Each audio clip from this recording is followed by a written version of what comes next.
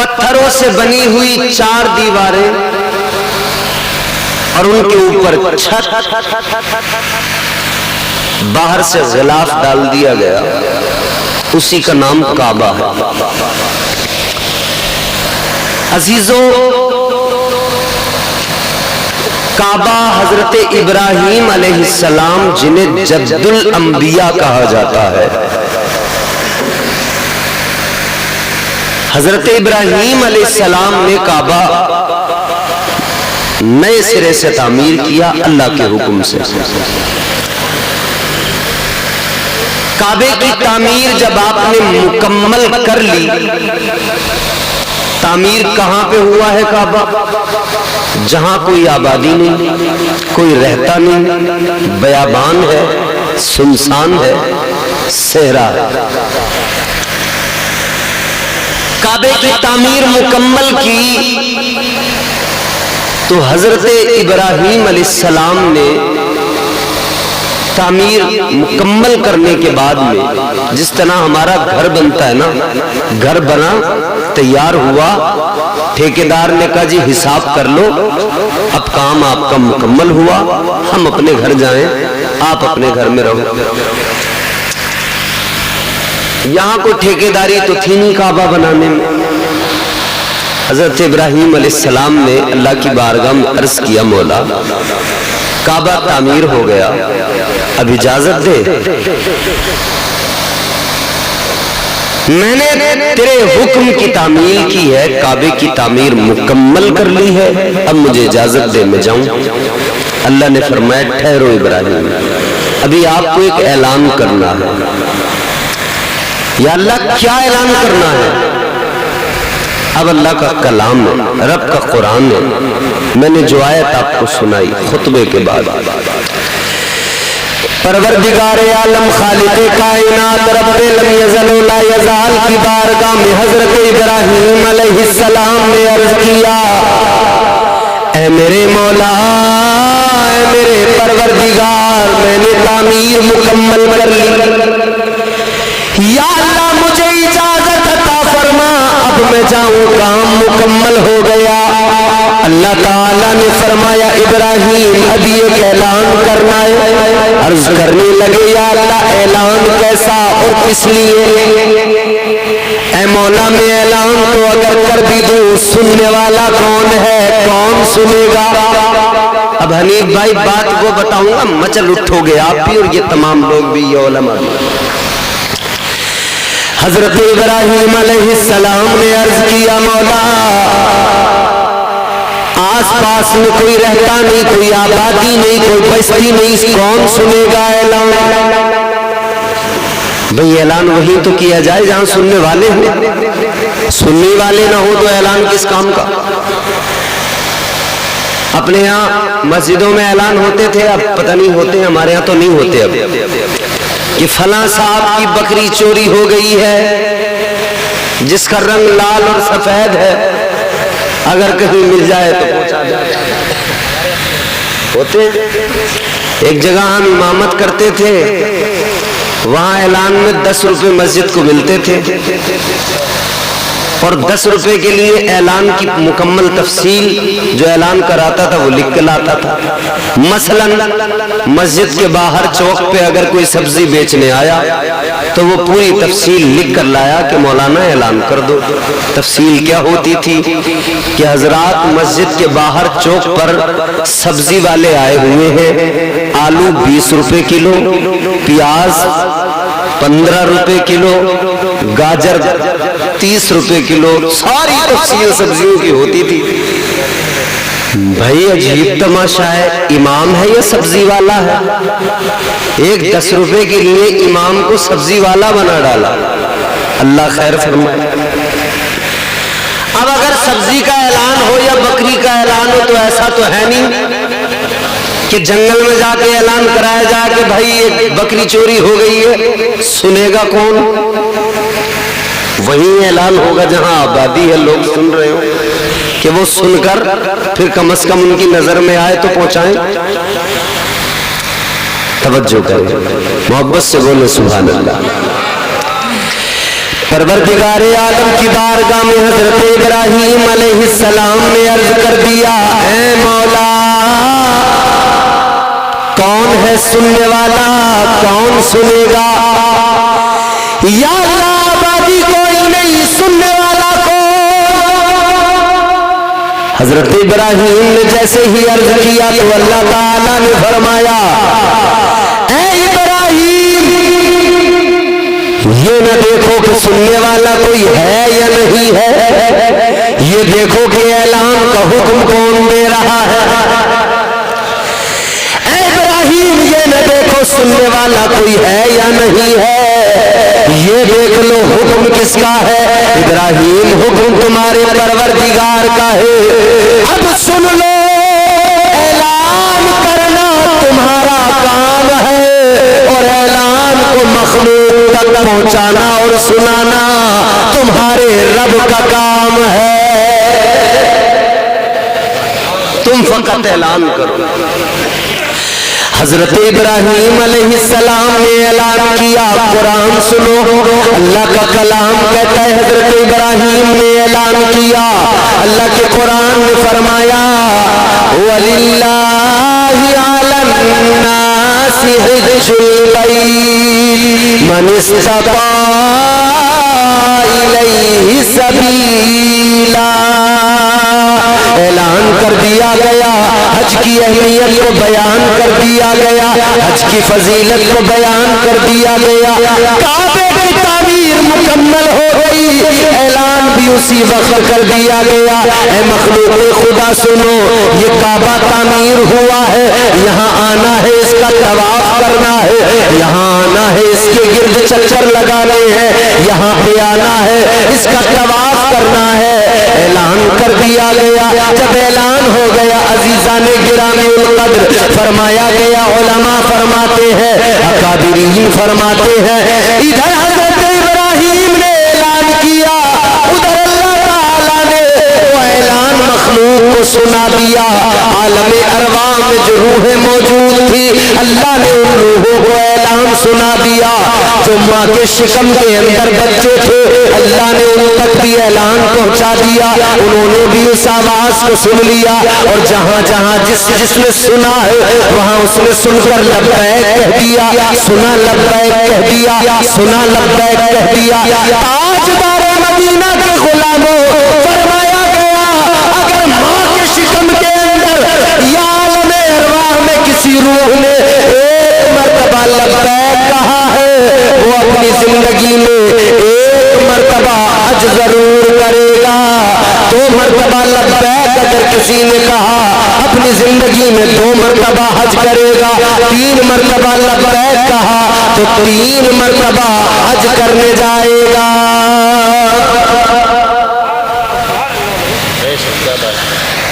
आज अगर हनीफ भाई हज करने जा रहे हैं ना, तो जान लो या तो आलम अरवाह में या माँ के शिकम में।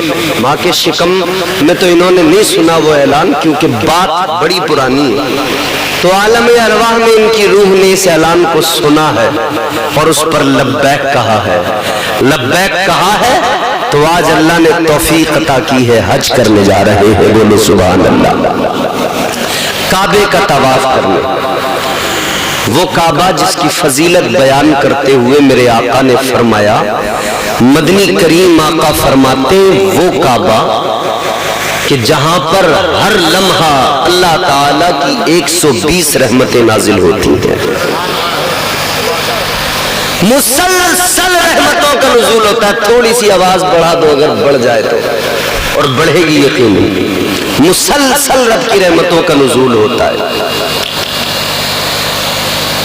परवरदिगार आलम खालिक़े कायनात करम फरमाता है अपने बंदों पर।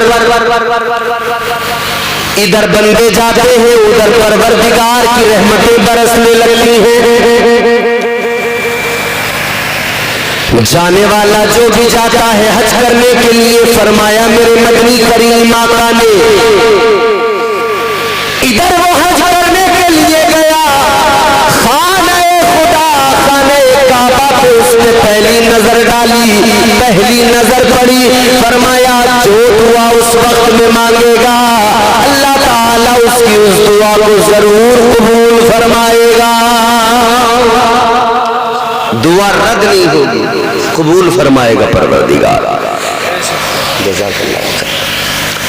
وہ خانہ کعبہ جس میں حکم دیا گیا جب کعبے کا طواف کرو سینہ تان کے چلو، اکڑ کے چلو، یا اللہ یہاں پہ اکڑ کے چلنے کا حکم دیا اور باقی حکم کیا ہے؟ اکڑ کرنا چلو، انکساری اپنے اندر پیدا کرو۔ قرآن کہتا ہے، پروردگار عالم نے قرآن مجید میں فرمایا وَعِبَادُ الرَّحْمَنِ الَّذِينَ يَمْشُونَ عَلَى الْأَرْضِ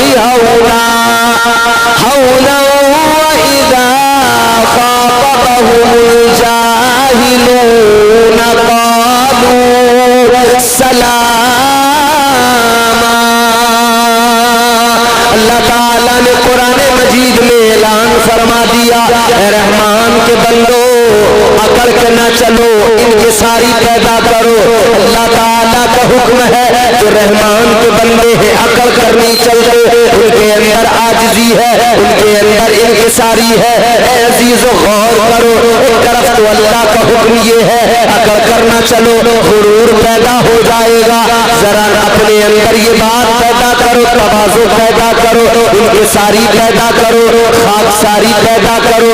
حکم پروردگار نے دے دیا اکڑنا نہیں ہے، لیکن کعبے میں جاؤ، جب خانہ خدا کا طواف کرو، جب اللہ کے گھر کے ارد گرد چکر لگاؤ، حکم دیا گیا کہ وہاں پر تمہیں اکڑ کے چلنا ہے، سینہ تان کے چلنا ہے۔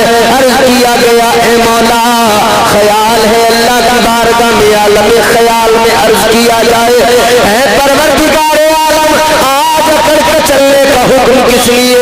بارگاہ تاجدار مدینہ کے دور میں کفار کے موجود، حکم تو نے اس لیے دیا تھا کہ مومن وہاں پر اکڑ کر چلے تاکہ سارے کافر دیکھے خائف ہو جائے، کافروں کی نظر پڑے، مکے کے کافر دیکھے، ابو جہل دیکھے، ابو لہب دیکھے، عتبہ شیبہ دیکھے، یہ جو ہے دیکھے شوکت اسلامی نظر آ جائے، صحابہ کی عظمت نظر آ جائے، یہ سارے کے سارے صحابہ کو اکڑ کے چلتا دیکھے، مسلمان ان پر غالب آ جائے، مسلمانوں کی ہیبت ان کے دلوں میں بیٹھ جائے، مسلمانوں کا خوف ان کے دلوں میں بیٹھ جائے۔ لیکن مولا آج اکڑ کے چلنے کا کیا مطلب ہے؟ آج تو وہاں پر کوئی کافر نہیں ہے، آج تو وہاں پر کوئی ابو جہل نہیں ہے، آج وہاں پر کوئی ابو لہب نہیں ہے، آج وہاں پر عتبہ شیبہ نہیں ہے۔ اے پروردگار، اے خالق کائنات، آج کیا وجہ ہے کہ وہ حکم آج تک باقی ہے؟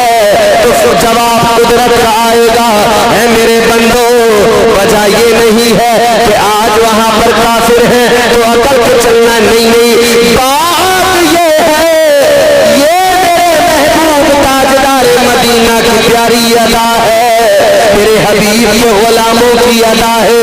وہ خدا کا طواف کرتے ہوئے سینہ تان کے اکڑ کے چلتے تھے۔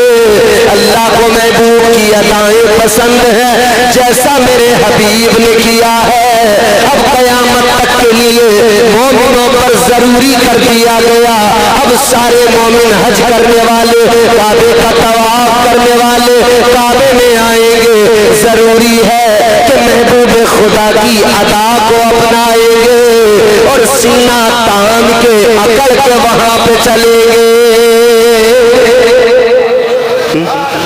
اللہ تعالیٰ نے حکم باقی رکھا۔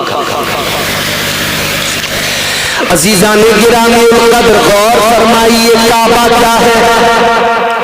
میں نے عرض کیا پتھروں سے بنی ہوئی ایک عمارت ہے، لیکن کعبے کی فضیلت کیا، کعبے کا مقام کیا، اور کعبے کا جو طواف کیا جاتا ہے طواف کرنے کا مقصد کیا، کیوں کیا جاتا ہے طواف، کیا وجہ ہے؟ کیا ریزن ہے کعبے کا طواف کرنے کی وجہ؟ اللہ تعالیٰ نے جب حضرت آدم علیہ السلام کو پیدا فرمایا نا، بات ذرا پیچھے جائے گی تب سمجھ میں آئے گی کیوں کعبے کا طواف ہوتا ہے۔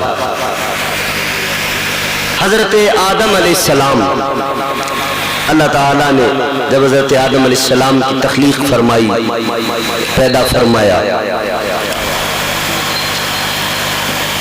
پیدا فرمانے سے پہلے جو اللہ نے فرشتوں سے فرمایا نا، انی جاعل فی الارض خلیفہ، اللہ نے فرمایا میں زمین میں اپنا خلیفہ بنانے والا ہوں۔ فرشتوں نے کیا کہا؟ مولا کیوں، کس لیے؟ یا اللہ یہ انسان تو زمین پہ جا کر خوریزی کرے گا، فتنہ و فساد کرے گا، مالک ہم ہیں تو عبادت کے لیے، یا اللہ بندگی کے لیے ہم موجود ہیں تو صحیح۔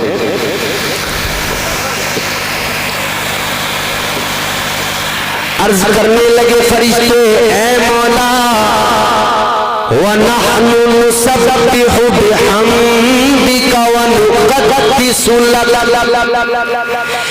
اے مولا تیری تسبیح بیان کرنے کے لیے، تیری حمد کرنے کے لیے ہم موجود ہیں۔ یا اللہ انسان کی کیا ضرورت ہے، اے پروردگار ہم تیری بندگی کے لیے موجود ہیں۔ اللہ تعالیٰ نے فرمایا اے فرشتوں سنو، جو میں جانتا ہوں وہ تم نہیں جانتے۔ اللہ جو جانتا ہے وہ کوئی، پروردگار عالم کی ذات، اس کی شان، اس کا مقام، وہ عالم الغیب والشہادہ، سب جاننے والا، وہ تمہارا میرا خدا پروردگار عالم جس کی شان قرآن بیان کر رہا ہے۔ اللہ کا قرآن کہتا ہے تبارک الذی بیدہ الملک وہو علی کل شیء قدیر۔ آج ہمارے پاس 50 بیگھہ زمین ہو، 100 بیگھہ زمین، ایک مکان اچھا، ایک تو پلاٹ ہو، ہم بڑے کرتے اتراتے ہیں، کہتے بڑی ملکیت ہے ہمارے پاس میں، لیکن رب کا قرآن کہتا ہے بڑی برکت والی ذات ہے وہ پروردگار، وہ خالق کائنات، تمام ملکوں کا مالک وہی پروردگار ہے۔ اصل ملکیت تو اللہ تعالیٰ کی ہے، اصل ملکیت کا مالک پروردگار ہے۔ کوئی اس میں کچھ ہے نہیں، تھوڑا سا خشک ہے یار بابو۔ اصل ملکیت کا مالک پروردگار، قرآن اس کی عظمت بیان کر رہا ہے۔ پھر سنو اللہ تعالیٰ کا کلام، پروردگار نے فرمایا قُلِ اللَّهُمَّ مَالِكَ الْمُلْكِ تُؤْتِي الْمُلْكَ مَن تَشَاءُ وَتَنزِعُ الْمُلْكَ مِمَّن تَشَاءُ وَتُعِزُّ مَن تَشَاءُ وَتُذِلُّ مَن تَشَاءُ۔ اللہ کا قرآن کہتا یوں عرض کرو اے پروردگار، اے ملکوں کے مالک، سلطنت تیری، بادشاہت تیری، اور تو جسے چاہے سلطنت عطا کر دے، تو جسے چاہے بادشاہ بنا دے۔ اے اللہ عزت کا عطا کرنے والا تو ہے، عزت سے نوازنے والا تو ہے، اور تو ہی جسے چاہے ذلیل کر دیتا ہے، تو ہی جسے چاہے رسوا کر دیتا ہے۔ اللہ کی شان یہ ہے لوگوں، اللہ تعالیٰ کا مقام یہ ہے عزیزوں۔ کون ہے پروردگار؟ وہ کسی نے کہا، گردش میں کہا اس کے مقدر کا ستارہ، وہ جس کو میسر تیری رحمت کا سہارا، تنہا ہے اکیلا ہے تو یکتا ہے احد ہے، غیرت تیری کرتی نہیں شرکت کو گوارا، حق یہ ہے کہ تجھ بن کوئی معبود نہیں ہے تیرے سوا کون مددگار ہمارا۔ وہ پروردگار عالم زندگی موت کا مالک بھی وہی خدا، فرما دیا گیا الذی خلق الموت والحیات لیبلوکم ایکم احسن عملا۔ اللہ تعالیٰ کا قرآن گواہی دے رہا ہے زندگی اور موت کا مالک بھی پروردگار ہے، وہی عزت دینے والا، وہی جسے چاہے ذلیل کر دے، وہ چاہے تو فقیر کو بادشاہ بنا دے، وہ چاہے تو بادشاہ کو لمحوں میں فقیر بنا دے۔ آپ نے دیکھا نہیں ہے کتنے کنویں جو لبالب بھرے ہوتے ہیں وہ دیکھتے دیکھتے سوکھ جایا کرتے ہیں، کیا آپ نے دیکھا نہیں ہے بڑے بڑے تالاب جن کے اندر پانی بہت زیادہ لیکن دیکھتے دیکھتے سوکھ جاتے ہیں؟ اللہ تعالیٰ کی شان یہ ہے وہ غریبوں کو غنی بنا دے، غریبوں کو بادشاہ بنا دے، وہ چاہے تو بادشاہوں کو لمحوں کے اندر فقیر بنا دے، یہ اللہ کے اختیار میں ہے۔ عزیزان گرامی القدر غور کرو، اللہ نے فرمایا اے میرے فرشتوں جو میں جانتا ہوں وہ تم نہیں۔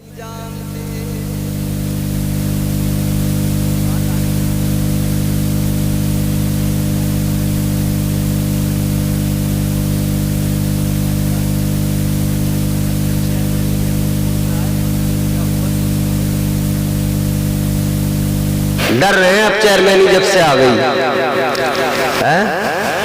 ڈرنے کی ضرورت نہیں۔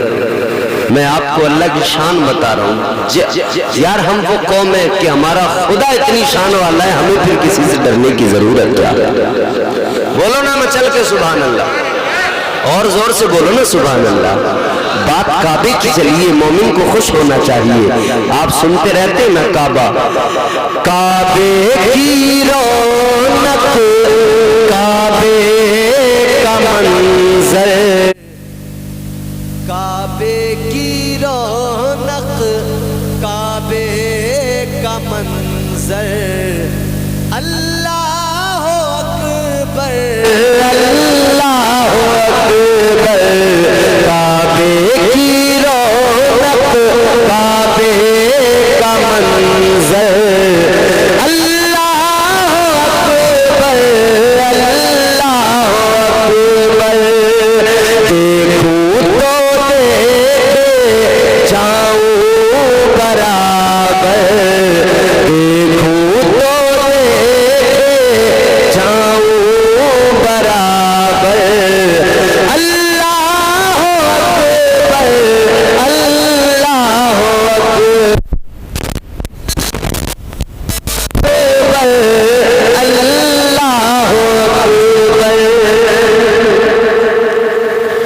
خانہ کعبہ۔ اب سنیں ذرا توجہ کریں، طواف، یہی تو میں عرض کر رہا تھا نا، طواف کیوں کیا جاتا؟ پروردگار عالم نے جب حضرت آدم علیہ السلام کو پیدا کرنے کا ارادہ فرمایا، فرشتوں سے فرمایا بنانے والا ہوں آدم کو، لیکن جب فرشتوں نے یہ جواب دیا، اس کے بعد میں اللہ نے پھر حضرت آدم علیہ السلام کا وجود تیار کیا۔ حضرت آدم علیہ السلام کو اللہ نے بنایا، پروردگار عالم نے حضرت آدم علیہ السلام کو بنایا، آپ کا وجود تیار کیا گیا۔ ادھر فرشتوں کو یوں لگا کہ شاید ہم سے ہمارا مولا ناراض ہو گیا، ادھر فرشتوں کو یوں لگا کہ شاید پروردگار ہم سے ناراض ہو گیا، تو فرشتوں نے کیا کیا؟ اب ذرا توجہ سے سنو، ایک کعبہ یہ جو مکہ شریف کے اندر یہاں دنیا میں زمین پر موجود ہے، لیکن ایک کعبہ اور ہے، ایک کعبہ یہ زمین پر ہمارے سامنے مکہ شریف میں، لیکن اس کے علاوہ ایک اور کعبہ ہے۔ وہ کعبہ کہاں ہے؟ آسمان پر ہے، اس کعبے کا نام بیت المعمور، ساتویں آسمان پر فرشتوں کا قبلہ بیت المعمور ہے، جس کی جانب رخ کر کے فرشتے نمازیں ادا کرتے ہیں۔ वो फरिश्तों का तुगला 7वें आसमान पर। अजीजान गिरामी कद्र गौर फरमाइए, फरिश्तों का तुगला 7वें आसमान पर। इधर फरिश्तों को लगा कि रब नाराज हो गया, तो फरिश्तों ने क्या किया, बैतुल मामूर का तवाफ करना शुरू कर दिया। बैतुल मामूर के इर्द गिर्द चक्कर लगाना शुरू कर दिया। फरिश्तों ने तवाफ किया, फरिश्तों ने चक्कर लगाए। जब फरिश्ते तवाफ करने लगे तो परवरदिगार ने फरमाया, हे फरिश्ते ये क्या कर रहे हो, हे फरिश्ते ये किस लिए कर रहे हो। अल्लाह ताला ने जैसे ही फरमाया तो फरिश्तों ने रब की बारगाह में अर्ज कर दिया, हे मौला हमें यूं लगा कि तू नाराज हो गया, हमें यूं लगा कि तू खफा हो गया। या अल्लाह तुझे मनाने के लिए, तुझे राजी करने के लिए हम बैतुल मामूर का तवाफ कर रहे हैं। ऐ मौला तुझे मनाने के लिए बैतुल मामूर के इर्द गिर्द चक्कर लगा रहे हैं। परवरदिगार आलम तो सब जानने वाला, लेकिन फरिश्तों से अल्लाह ने मालूम किया। और जब फरिश्तों ने जवाब दे दिया, या अल्लाह इसलिए तवाफ कर रहे हैं, या अल्लाह तवाफ करने का मकसद ये है कि तू राजी हो जाए, तवाफ करने का मकसद ये है कि तू हमसे खफा न रहे, तू हमसे राजी हो जाए।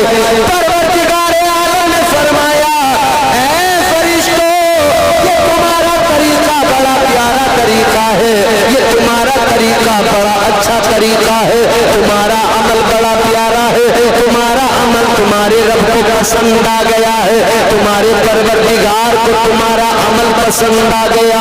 अल्लाह ताला ने फरमाया, हे फरिश्तों जैसे 7वें आसमान पर इस काबे के इर्द गिर्द तुमने तवाफ किया, चक्कर लगाया कि मैं तुमसे राजी हो जाऊं, अब ऐसा ही एक काबा ठीक इसके नीचे जमीन पर बना दिया जाए, जमीन पर तामीर कर दिया जाए, ताकि जब इंसान मेरे बंदे जमीन पर रहे, साहिब ईमान जमीन पर रहे, जब उनसे गुनाह हो जाए, जब उनसे खताएं हो जाए, जब वो अपनी जानों पे जुल्म कर ले, जब वो गुनाह कर ले, तो वो काबा जमीन पे हो, वो तुम्हारे तरीके को अपनाए, तुम्हारे अमल को अपनाए, जमीन पर जो काबा हो उस काबे के इर्द गिर्द चक्कर लगाए, उस काबे का तवाफ करने आ जाए। अल्लाह ने फरमाया, ऐ फरिश्तों जमीन पे काबा बना दो, ये काबा इसलिए कि गुनाहगार आएंगे, मैं गुनाहगारों के गुनाहों को मुआफ कर दूंगा।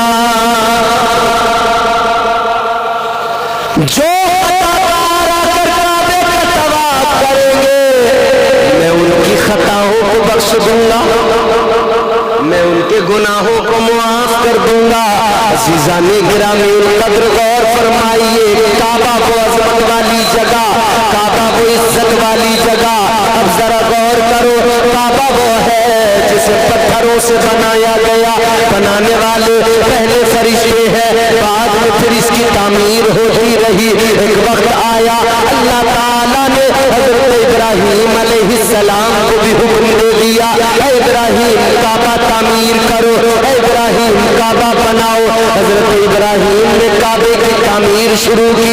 महमूदपुर के गयूर मुसलमानों, आप भी अपने मकान बनाते हैं, दुनिया भर में बड़ी बड़ी इमारतें बनाई जाती है, लेकिन आपने देखा होगा जब कोई मेमार, जब कोई मिस्त्री मकान बनाता है, जब किसी इमारत को बनाया जाता है, मिस्त्री बनाना शुरू करता है। मिसाल के तौर पे उसने दीवार बनाना शुरू किया, दीवार जमीन पे खड़े होकर बना रहा है, जहां तक हाथ उसका गया वहां तक उसने जमीन पे खड़े होकर बनाई, और जब हाथ पहुंचना बंद हो गया तो फिर ऊंचाई का इंतजाम किया जाता है, एक पहाड़ बांधी जाती है। हमारे इलाके में पहाड़ कहते हैं, बाकी इलाकों का पता नहीं।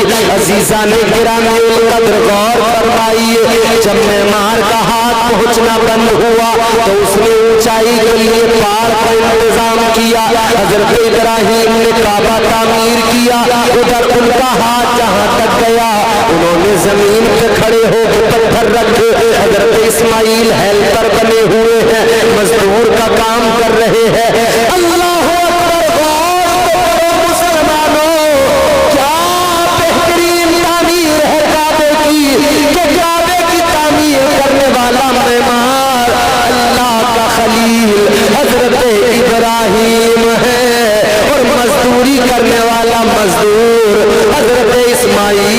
علیہ السلام ہے۔ کیا بہترین معمار ہے، کیا شان والا مزدور ہے یہ ہمارے تمہارے یہاں جو مزدوریاں کرنے والے، جو عمارتیں بنانے والے معمار مستری، اللہ رحم فرمائے، 2 اینٹیں رکھی پھر 1 بیڑی، مزدور نے 2 پرات مسالہ لا کے دیا، پھر 1 گگن، 1 دلباغ، کملا پسند، اور گرمی کا موسم ہو تو بار بار شکنجیے، کہہ رہے ہیں بھائی صاحب اتنی گرمی میں تمہارا کام کر رہے ہیں، شکر ادا کرو، تو ذرا دھیان رکھو بیڑی ماچس کا، شربت کا، چائے کا۔ اور پھر جہاں تم ادھر ادھر ہوئے تو پھر ان کی حالت دیکھو، کوئی لیٹا ہے، کوئی ٹانگیں پھیلا کے بیٹھا ہے۔ ہائے ہائے ہائے، اے دنیا بھر میں معمار کا کام کرنے والے،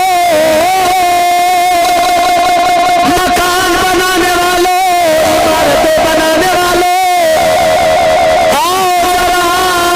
اے سارے مستریوں دیکھ لو اللہ کا خلیل کیسے عمارت بنا رہا ہے، اور عمارت بھی بن رہی ہے تو اللہ کا گھر بن رہا ہے۔ اچھا ہاتھ جہاں تک گیا بنایا، ہاتھ پہنچنا بند ہوا، پھر اب اونچائی کا انتظام کرنا تھا، پہاڑ باندھنا تھا، تو ایک پتھر پہ حضرت ابراہیم علیہ السلام کھڑے ہو گئے۔ اس پتھر پہ کھڑے ہوئے نا تو اس پتھر کا کمال جانتے ہو؟ پتھر کا کمال یہ تھا کہ اوپر جانا ہوتا تھا تو پتھر خود بخود اوپر جاتا تھا، نیچے آنا ہوتا تو پتھر خود بخود نیچے آ جاتا تھا۔ سبحان اللہ، کیا بات ہے، اللہ کے خلیل جو تعمیر کر رہے ہیں، قدم پتھر کے اوپر اللہ کے خلیل کے ہیں۔ تاجدار مدینہ والی کائنات مصطفیٰ جان رحمت کے غلاموں، دیکھو ذرا سمجھو غور کرو خدا کی قسم، حضرت ابراہیم جس پتھر پہ کھڑے ہوئے اس پتھر کا نام مقام ابراہیم ہے۔ حنیف بھائی جائیں گے دیکھیں گے مقام ابراہیم کو، اس پتھر کے اوپر حضرت ابراہیم علیہ السلام کے قدموں کے نشان موجود ہیں۔ ایک مسلح کے برابر لمبا چوڑا اتنا یہ پتھر ہے، اس پتھر کا دیدار کریں گے۔ سبحان اللہ، زور سے بولو سبحان اللہ۔ اللہ ہم سب کو بھی اس پتھر کا دیدار عطا فرمائے۔ حضرت ابراہیم اس پتھر پہ کھڑے ہوئے، اوپر جانا ہوتا پتھر اوپر جاتا، نیچے آنا ہوتا پتھر خود بخود نیچے ہو جاتا۔ اب غور کرو میرے عزیزو، جب کعبہ حضرت ابراہیم تعمیر کر رہے ہیں وہاں پر کچھ بھی نہیں ہے، انسان کوئی نہیں، آبادی کوئی نہیں، ویرانہ سنسان علاقہ۔ حضرت ابراہیم علیہ السلام نے جب کعبہ تعمیر کر لیا، مکمل کر لیا، تو اللہ کی بارگاہ میں ہاتھ اٹھا کر دعا کرنے لگے، پروردگار کی بارگاہ میں دعا کرنے لگے۔ مفہوم عرض کر رہا ہوں عزیزان گرامی کو، میرے عزیزو غور کرو، مفہوم عرض کر رہا ہوں، اللہ کی بارگاہ میں ہاتھ اٹھا کر حضرت ابراہیم علیہ السلام نے دعا کی، اے مولا، اے پروردگار، یہاں میں نے تیرا گھر آباد کیا، تیرا گھر بنایا ہے، عرض کرتے مولا یہاں میں نے تیرا گھر بنایا ہے، تیرا گھر آباد کیا ہے، تو یہاں پر میری نسلوں کو آباد فرما دے۔ اور دعا کا خاص جملہ سنا، اے مولا میں نے یہاں پر تیرا گھر بنایا، تو میرے بیٹے اسماعیل کی نسل کو یہاں آباد کر دے۔ دعا کا خاص جملہ یہ تھا، عرض کرنے لگے مولا تیری بارگاہ میں التجا ہے، تو میرے بیٹے اسماعیل کی نسل میں اپنے پیارے محبوب، اپنے پیارے حبیب حضرت محمد مصطفیٰ صلی اللہ علیہ وسلم کو پیدا فرما دے۔ جیسے ہی یہ دعا کی ہے حضرت ابراہیم علیہ السلام السلام کی زبان پر جیسے ہی میرے آقا کا نام نامی آیا، مصطفیٰ کریم کا مبارک نام آیا، خدا کی قسم جب یہ نام پتھر نے سنا، پتھر بے تاب بے قرار ہو گیا، پتھر پہ ایسی بے خودی چھائی، نام مصطفیٰ سنا پتھر نے اپنا کلیجہ موم کر لیا۔ حضرت ابراہیم پتھر پہ کھڑے ہیں، پتھر نے اپنے آپ کو موم بنایا، حضرت ابراہیم کے قدموں کے نشان اس پتھر کے سینے پہ محفوظ ہو گئے۔ وہ کعبہ جس کو بنایا ابراہیم علیہ السلام نے، پھر میرے آقا کے دور میں میرے حضور نے اس کو تعمیر کیا۔ حجر اسود پر لگانے پر پھر ایک جھگڑا ہوا مکے کے لوگوں میں، عرب کے قبائل میں، میرے حضور نے فیصلہ فرمایا۔ غور کرو میرے عزیزوں، کعبہ وہ عظمت والی جگہ، کعبہ وہ عزت والی جگہ، کعبہ وہ پاکیزہ جگہ، کعبہ دیکھنے جاؤ، کعبے کا طواف کرنے جاؤ۔ عزیزان گرامی القدر، جب کوئی بندہ حج کرنے جاتا ہے کعبے کا طواف کرنا ضروری ہے، کعبے کا طواف کیا کرتا ہے، پھر اس کے بعد میں باقی ارکان، مزدلفہ جانا ہے، طواف زیارت کرنا ہے، عرفات جانا ہے، اللہ اکبر، یہ تمام ارکان ادا کرنے ہیں، سعی صفا اور مروہ کی کرنی ہے، صفا اور مروہ کے چکر لگانا ہے، صفا اور مروہ پر دوڑنا ہے۔ کس لیے دوڑنا ہے؟ کہ حضرت حاجرہ کا طریقہ اور ان کی ادا ہے، حضرت حاجرہ کی سنت ہے۔ عزیزان گرامی القدر، ادھر کعبہ ہے، عظمت والی جگہ، عزت والی جگہ، ایک حاجی سب سے پہلے جائے گا تو وہ حج کرے گا، لیکن بعد میں یا پہلے وہ مصطفیٰ جانے تاجدار مدینہ کی بارگاہ میں بھی جاتا ہے، آقا کے روزے پر بھی جاتا ہے۔ جو سنی مسلمان ہے، جو آقا کا دیوانہ ہے، وہ میرے آقا کی بارگاہ میں یقیناً جاتا ہے، اور میرے آقا کا فرمان اسے یاد ہوتا ہے کہ تاجدار مدینہ کا اعلان ہے، من زار قبری وجبت لہو شفاعتی۔ تاجدار مدینہ نے اعلان فرمایا ہے، جس نے میری قبر کی زیارت کی اس پر میری شفاعت واجب ہو گئی۔ جس نے حضور کے روزے کی زیارت کی۔ آج بہت سارے لوگ کتراتے ہیں، کہتے ہیں جی بس حج ادا کرنا ہے اور پھر بھاگے چلے آئیں، مگر میں انہیں بتانا چاہتا ہوں کہ حج ادا کرنے والوں، یہ جو تم حج ادا کیا کرتے ہو یہ طریقہ تمہیں سکھایا کس نے ہے؟ قرآن میں حکم ہے، مصطفیٰ جان رحمت نے اس کا پریکٹیکل حج کر کے دکھایا، ایسے کرنا، اس طرح سے کرنا۔ عزیزان گرامی القدر، غور فرمائیے، تاجدار مدینہ کا روزہ بارگاہ مصطفیٰ میں حاجی جاتا ہے، جب مصطفیٰ کی بارگاہ میں جاتا ہے کیفیت بدل جاتی ہے، طبیعت عجیب سی ہو جاتی ہے۔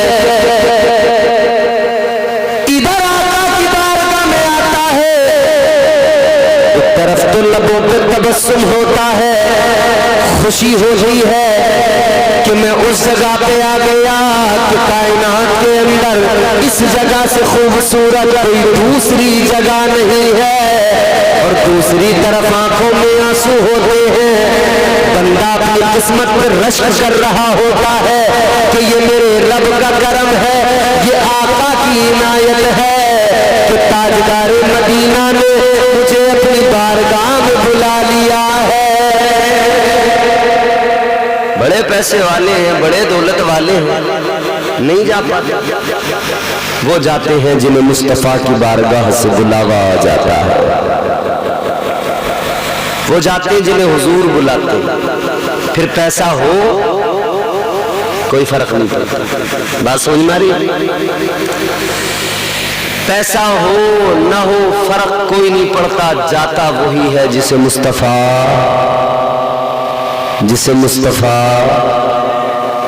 بلاتے ہیں۔ عزیزان گرامی القدر غور فرمائیے، اسی لیے تو میرے امام نے تاجدار بریلی نے امام اہل سنت نے فرمایا حاجیوں آؤ شہنشاہ کا روزہ دیکھو، حاجیوں شہنشاہ کا روزہ دیکھو، کعبہ تو دیکھ چکے کعبے کا کعبہ دیکھو۔ ایک طرف کعبہ ہے، ایک طرف کعبے کا کعبہ ہے، ایک طرف کعبہ ہے اور ایک طرف کعبے کا کعبہ ہے۔ جانتے ہو لوگ خیال کرتے تھے کہ کعبہ افضل ہے یا مدینہ افضل ہے، مکہ افضل ہے یا مکہ افضل ہے یا مدینہ افضل ہے۔ تو مکے کی افضلیت کا سبب یہ کہ وہاں پر کعبہ موجود ہے، اللہ کا گھر موجود ہے، اور مدینے کی افضلیت کا سبب یہ کہ وہاں پر کعبے کا کعبہ موجود ہے۔ کون جانتا تھا؟ اسے تو یثرب کہا جاتا تھا، بیماریوں کا گھر۔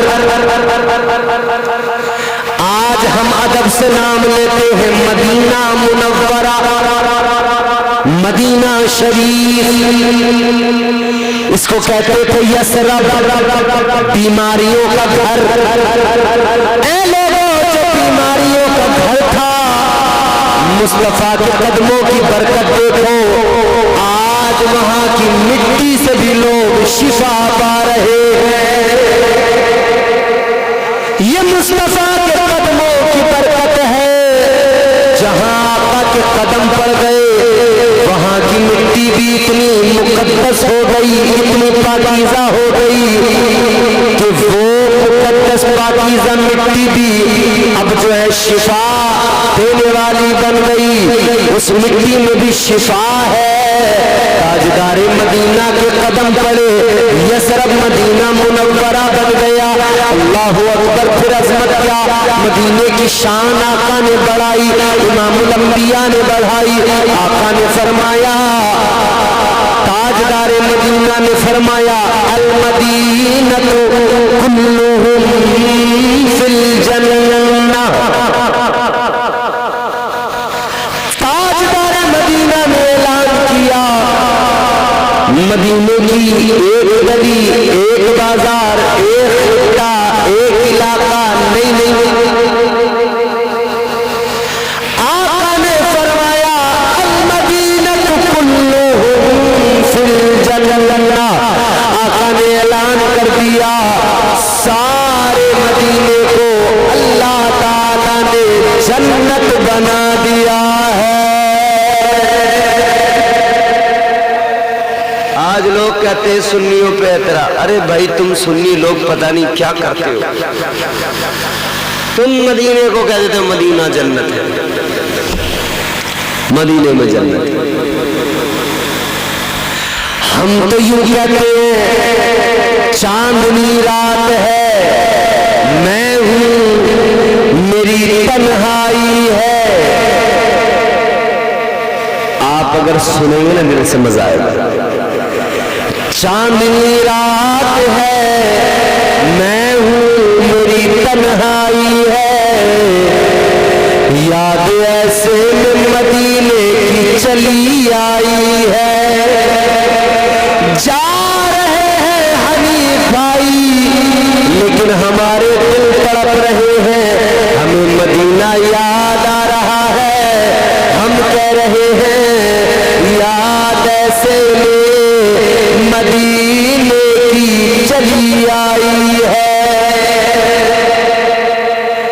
میں اس اعزاز کے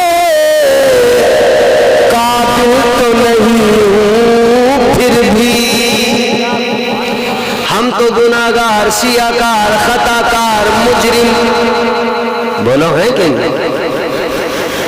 اپنے کسی عمل پہ ناز نہیں، کسی عمل پہ بھروسہ نہیں۔ ہمارے سجدے ہم کر رہے ہیں، فرض ہے نماز، سجدے کرنا ہمارا کام، قبول کرنا اللہ کا کام ہے۔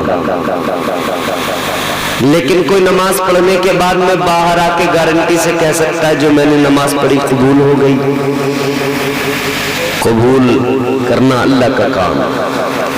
البتہ اللہ ہمارا بڑا کریم ہے، بڑا رحیم ہے، ہم اس کی ذات سے توقع کرتے ہیں، اے مولا ہم نے جیسا بھی ہم سے بن پڑا ٹوٹے پھوٹے سجدے کر لیے، یا اللہ تو ہمارے ان سجدوں کو قبول فرما، توقع ہے کہ رب قبول فرمائے گا، توقع ہے، اس کی ذات پہ بھروسہ ہے، اس کی رحمت پہ بھروسہ ہے۔ ہم تو گناہگار ہیں، گناہوں پہ شرمسار بھی ہیں، اقرار بھی کرتے ہیں مجرم ہیں، مگر امید کیوں جانتے ہو؟ یہ امید ہمیں قرآن نے دی ہے، اللہ کے کلام نے دی ہے۔ میں قرآن سناؤں ذرا مچل کے بولو سبحان اللہ۔ اللہ تعالیٰ کا قرآن مجید میں اعلان ہے، امید بندھائی پروردگار نے فرمایا قُلْ يَا عِبَادِيَ الَّذِينَ أَسْرَفُوا عَلَىٰ أَنفُسِهِمْ لَا تَقْنَطُوا مِنْ رَحْمَةِ اللَّهِ إِنَّ اللَّهَ يَغْفِرُ الذُّنُوبَ جَمِيعًا۔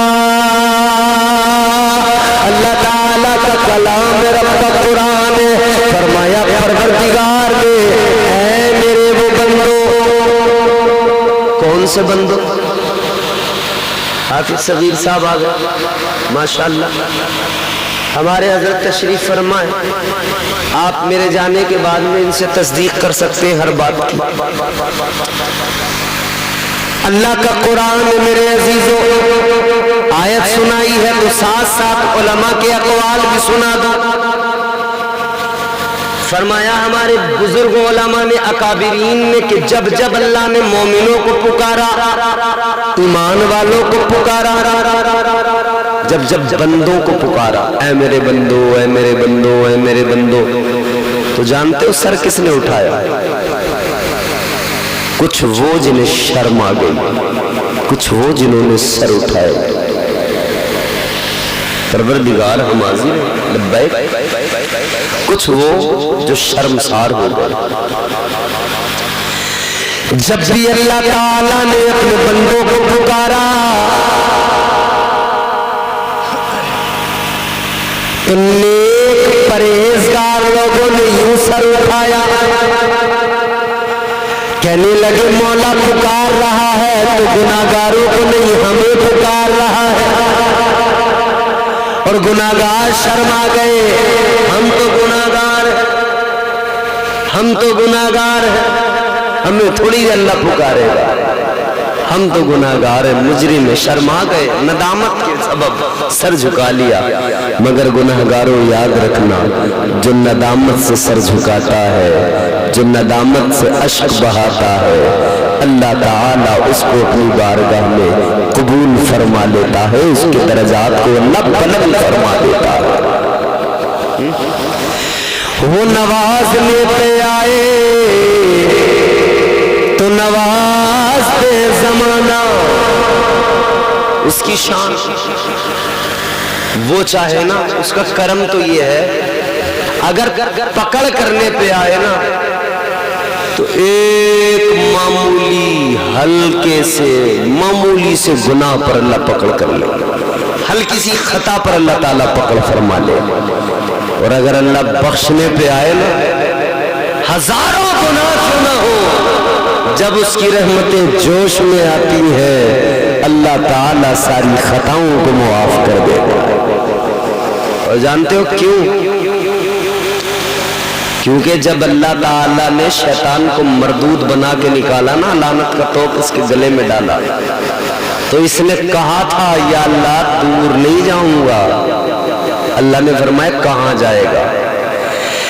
اللہ نے شیطان کو نکالا، پروردگار نے فرمایا قال فاخرج منها فإنك رجيم وإن عليك اللعنة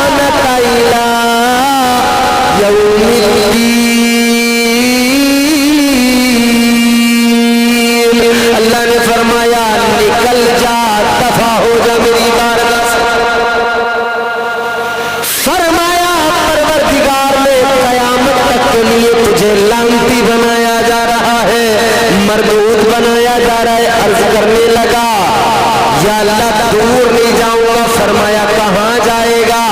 کہنے لگا لَأَقْعُدَنَّ لَهُمْ صِرَاطَكَ الْمُسْتَقِيمَ.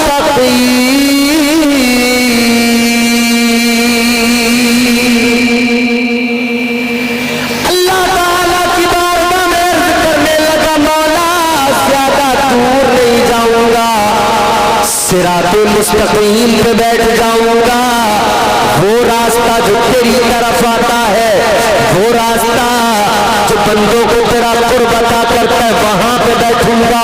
تیرے بندوں کو بہکاؤں گا، گمراہ کروں گا، تیرے بندوں کو گناہوں کے راستوں پہ ڈالوں گا. اللہ نے فرمایا اچھا تو میرے بندوں کو بہکائے گا؟ ہاں بہکاؤں گا. قسم کھا کے کہا اسے. عرض کرنے اللہ کی بارگاہ میں یہ شیطان قسم کھا کے کہتا ہے، کہنے لگا قال فبعزتك لأغوينهم اجمعین.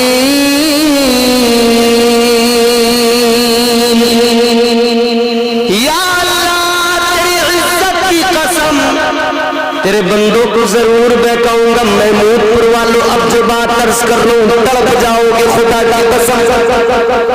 اس نے کہا بہکاؤں گا بہکاؤں گا. اللہ نے فرمایا کیسے؟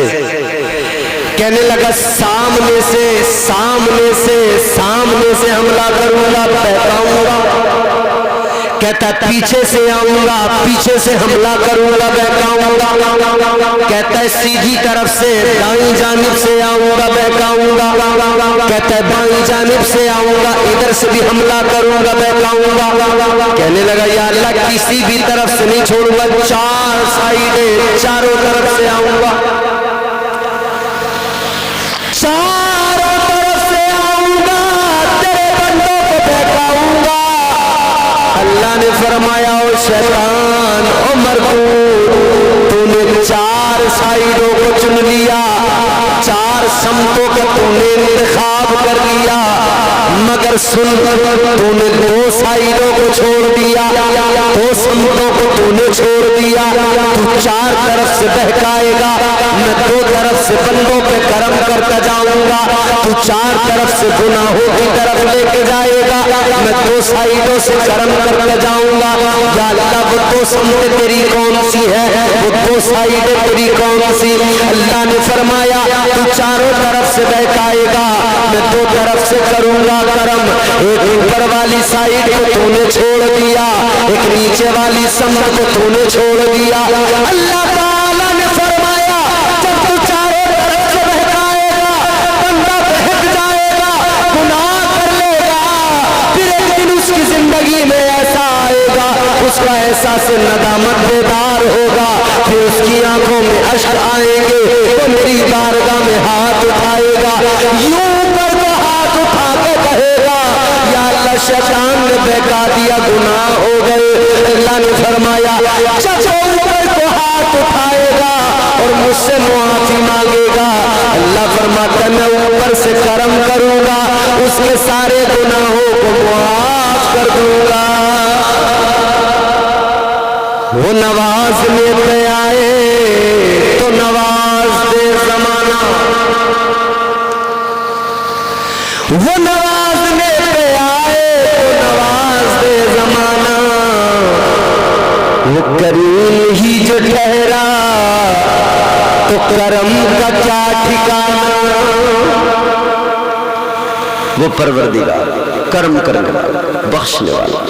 اللہ نے پکارا اے میرے وہ بندو، جب جب پکارا تو سر کس نے اٹھایا؟ نیک پرہیزگاروں نے. گناہگاروں نے شرم سے سر جھکا لیے، مگر قرآن کہتا ہے گناہگاروں کیوں گھبراتے ہو، کیوں ڈرتے ہو؟ اللہ تعالیٰ پروردگار خالق کائنات، میں نے عرض کیا نا بخشنے پہ آئے نا رحمت اس کی جوش پہ آئے، تو پھر زمین سے آسمان تک بھی گناہ ہونا اتنی بڑی جگہ میں، تب بھی اللہ تعالیٰ سارے گناہوں کو معاف کر دے. تو نیک پرہیزگاروں نے سر اٹھائے، گناہگاروں نے شرم سے سر جھکائے۔ گناہگار بولے ہمیں تھوڑے ہی پکارا جائے گا، لیکن اب کی بار جب اللہ نے پکارا تو گناہگاروں کو ہمت عطا کر دی، حوصلہ دے دیا کہ دیکھو دور نہ جاؤ، کہاں جاؤ گے، سوائے بربادی کے کچھ ہاتھ نہیں لگے گا، واپس پلٹ کے آؤ۔ اللہ نے فرمایا قُلْ يَا عِبَادِيَ الَّذِينَ أَسْرَفُوا عَلَىٰ أَنفُسِهِمْ، فرمایا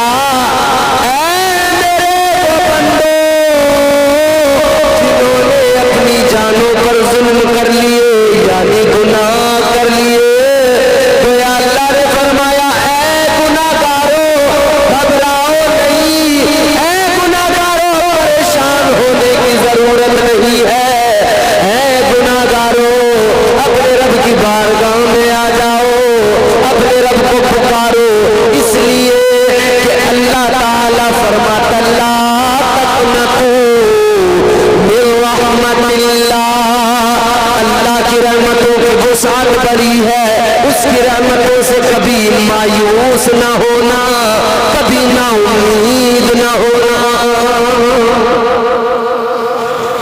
تو رب کی رحمتوں سے کبھی نا امید نہ ہونا۔ جلدی بات کو ختم کرتا ہوں، توجہ سے سنیں۔ اللہ تعالیٰ کی رحمتوں سے کبھی نا امید نہ ہونا، کبھی مایوس نہ ہونا۔ پروردگار عالم خالق کائنات، وہ تمہارا میرا خدا، وہ خالق ارض و سما، وہ نوازنے پہ آئے تو نواز دے زمانہ، وہ کریم ہی جو ٹھہرا تو کرم کا کیا ٹھکانا۔ فرمایا میرے آقا نے کہ مدینہ ایک گلی ایک خطہ نہیں، سارا مدینہ کیا ہے بولو؟ جنت اللہ نے بنا دیا، سارے مدینے کو اللہ نے۔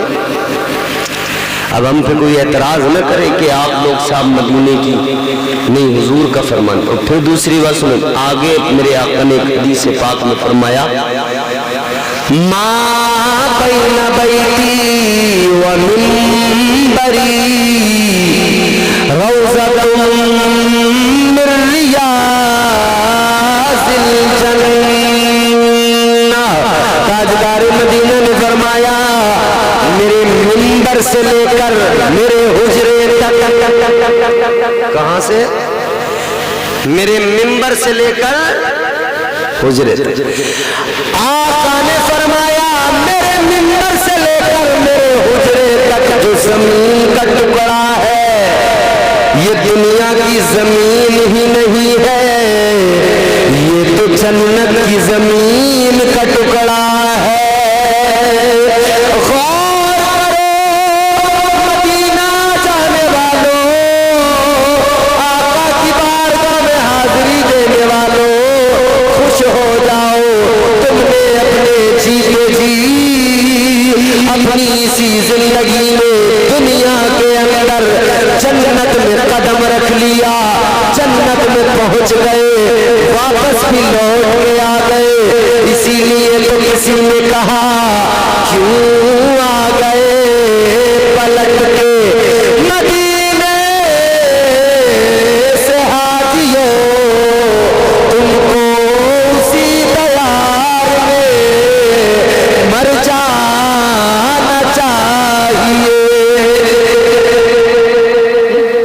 وہ مقدس بارگاہ ما بین بیتی و منبری روضۃ من ریاض الجنہ، حضور فرماتے زمین کا ٹکڑا ہے ہی نہیں، دنیا کی زمین کا ٹکڑا کہاں کی زمین ہے بولو؟ ارے بولو نا، جنت کی زمین کا ٹکڑا، کہاں کا؟ قصور تمہارا نہیں ہے، 1 بجے تو بڑے بڑے پہلوان چت ہو جاتے ہیں، جنت کی زمین کا ٹکڑا ہے، جنت کی زمین ہے۔ آج کچھ لوگ اعتراض کرتے ہیں، کیا